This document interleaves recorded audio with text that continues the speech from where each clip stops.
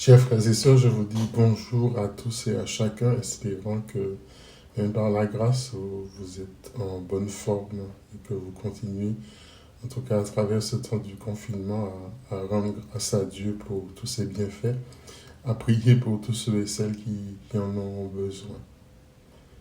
Je reviens vers vous ce matin encore un peu fâché, parce que je n'arrête pas de recevoir des recettes et des recettes de solutions, de guérison, qui viennent à la fois de sources humaines à travers nos remèdes rasiers, etc., ou de personnes qui se disent missionnées par le Seigneur pour donner la solution miracle. J'ai juste envie de vous dire que la foi n'est pas miraculeuse au sens de magique.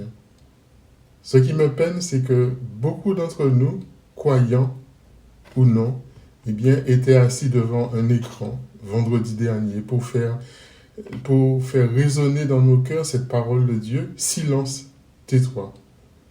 Et ma dernière vidéo, sur la dernière vidéo en tout cas, je vous en parle et je vous invite à la réécouter ou à l'écouter pour ceux qui viennent pour la première fois sur cette chaîne. Ce moment-là, de vendredi dernier, était un moment historique, un moment intense, un moment émouvant, non pas au sens de sentimental, mais émouvant au sens de frémissement intérieur, où les entrailles de miséricorde du Père touchaient les nôtres. C'est ça, ce frémissement avec Dieu.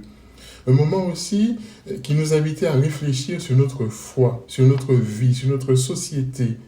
Un moment historique parce que, eh bien, le monde entier, à travers les médias, en Mandiovision, s'était réuni en prière avec le successeur de Pierre devant la présence vivante de Jésus dans la Sainte Eucharistie, en Mandiovision. Je ne sais pas si on se rend compte de cela. Et certains osent prétendre que le mal à travers le coronavirus aurait raison de nous parce qu'il y a des morts et cela nous fait souffrir, c'est normal, mais cela fait aussi souffrir Dieu qu'il y ait des innocents qui meurent. Quand arrêterons-nous, sœurs et frères, de chercher des solutions par nous-mêmes ou bien par la bouche de tous ces nouveaux prophètes qui ont reçu une illumination divine par enchantement parce qu'ils auraient trouvé dans un verset biblique tiré de son contexte le remède miracle. Sœurs et frères, oui, la Bible, c'est notre Vidal pour trouver le remède à tous nos maux. Oui, mais la Bible, c'est aussi une compagne de route. Une compagne de route de tous les jours et pas seulement un livre de recettes pour les temps d'épidémie. C'est chaque jour que le Seigneur est avec nous dans sa parole. C'est chaque jour qu'il faut l'apprendre. C'est chaque jour que la parole est un médicament pour notre vie. Pensez-vous, sœurs et frères, que le diable, Satan, donnez-lui le nom que vous voulez, a quelque pouvoir sur nos âmes, sauf si nous décidons délibérément de nous ouvrir à lui. Dieu est venu vendredi dernier sur tous les écrans de la planète nous dire que c'est moi le soleil du monde. C'est moi la lumière du monde. Sœurs et frères, il brillait dans chaque foyer de la terre, chrétien ou pas.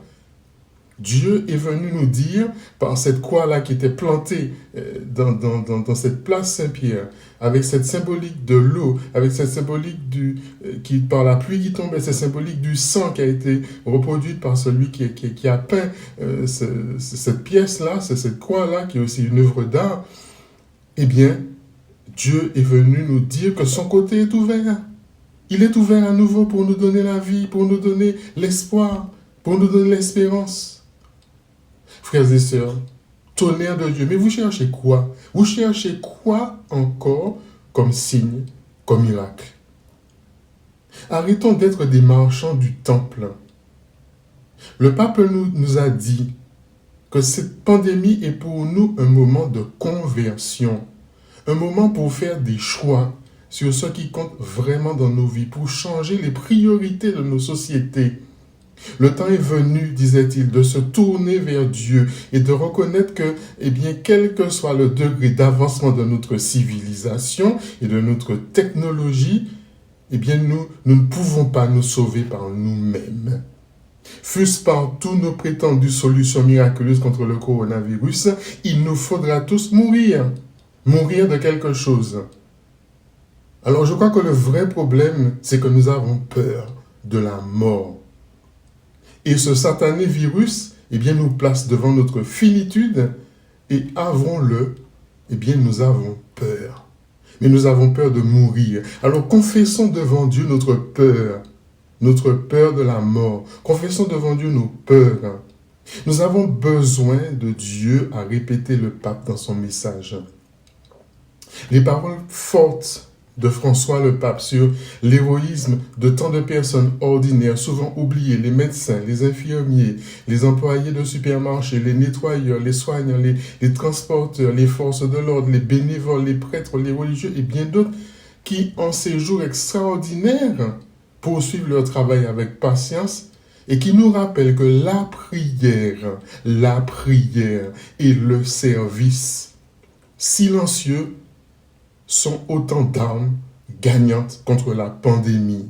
Voilà, sœurs et frères, notre arme gagnante. Donc arrêtez de perdre votre temps à fouiller le net avec Google, qui, je vous le dis en passant, gagne 500 $ la seconde chaque clic que nous faisons pour trouver, je ne sais pas, une solution.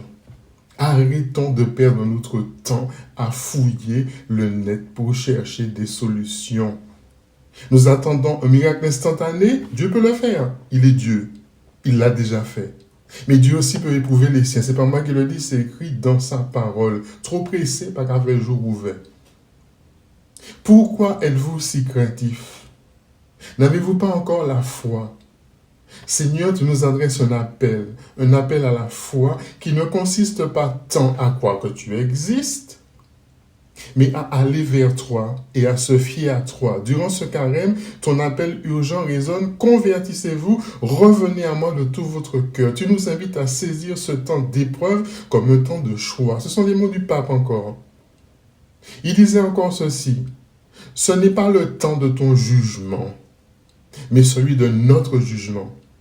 Le temps de choisir ce qui importe et ce qui passe, de séparer ce qui est nécessaire de ce qui ne l'est pas. C'est le temps de réorienter la route de la vie vers toi, Seigneur, et vers les autres.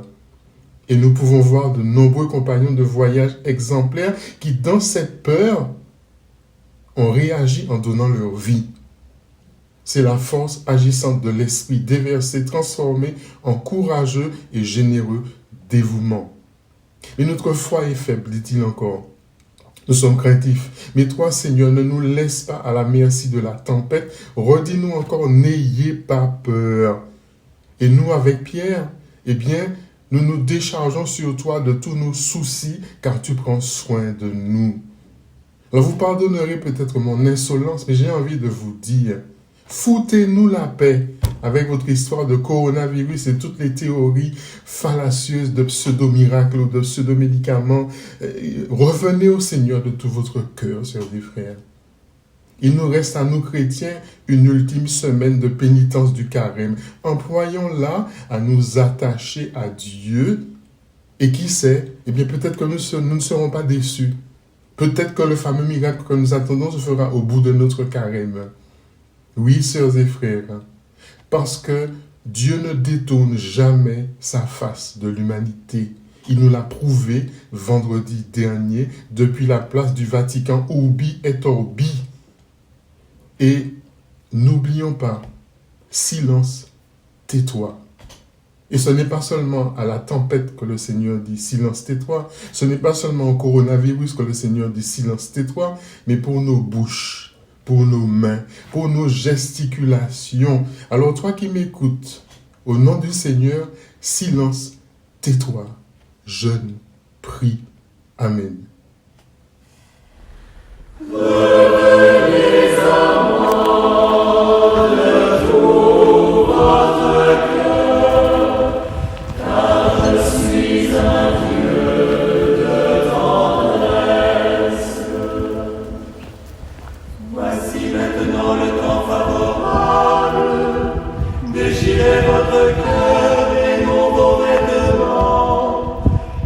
Recevoir en vain la grâce du pardon.